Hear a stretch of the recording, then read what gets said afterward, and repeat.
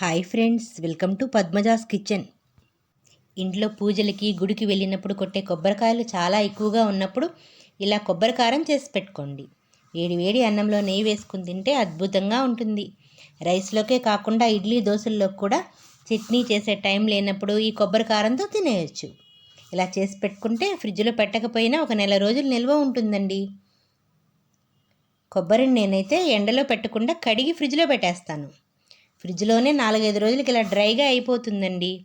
కొబ్బరిని చాలా సన్నగా చిన్ని చిన్ని ముక్కలుగా కట్ చేసుకోండి.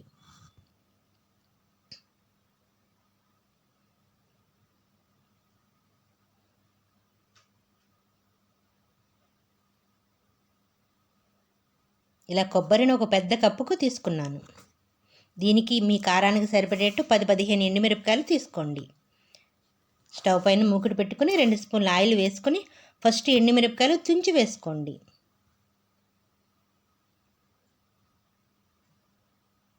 దీనివలన లోపల గింజలు కూడా వేగి పొడి కమ్మగా ఉంటుంది. మిరపకాయలు వేగాక గుప్పెడు కరివేపాకు కూడా వేపి ఒక ప్లేట్లోకి తీసుకోండి.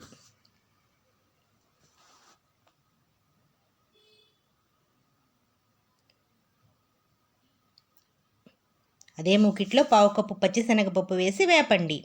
1/4 కప్పు మినపప్పు కూడా వేసి వేపండి.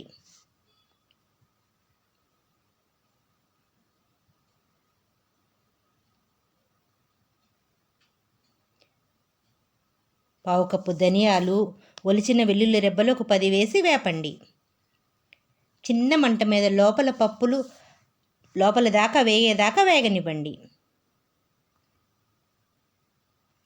ఒక పెద్ద స్పూన్ జీలకర్ర కూడా వేసి వేపండి. కొద్దిగా చిన్న సైజు ఉసిరికాయ సైజు అంతా చింతపండు కూడా వేసి వేపండి. ఒక పెద్ద స్పూన్ నువ్వులు కూడా వేసి స్టవ్ ఆపేయండి. ఆ వేడికే నువ్వులు వేగిపోతాయండి. పప్పులన్నీ చల్లార్చండి. అదే మూకిట్లో ఎండు కొబ్బరి ముక్కలు కూడా వేసి కొబ్బరిలో చెమ్మ ఏమన్నా ఉంటే అదంతా పోయేదాకా వేపి చల్లార్చండి.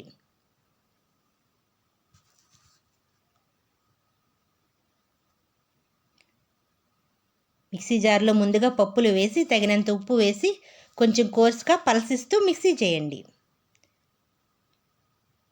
దానిలో కొబ్బరి ముక్కలు కూడా వేసి కొంచెం కోర్స్గా మిక్సీ చేయండి. అంతే. హాస్టల్లో ఉన్న పిల్లలకు చేసి పంపించడానికి కూడా ఈ పొడి చాలా బాగుంటుందండి.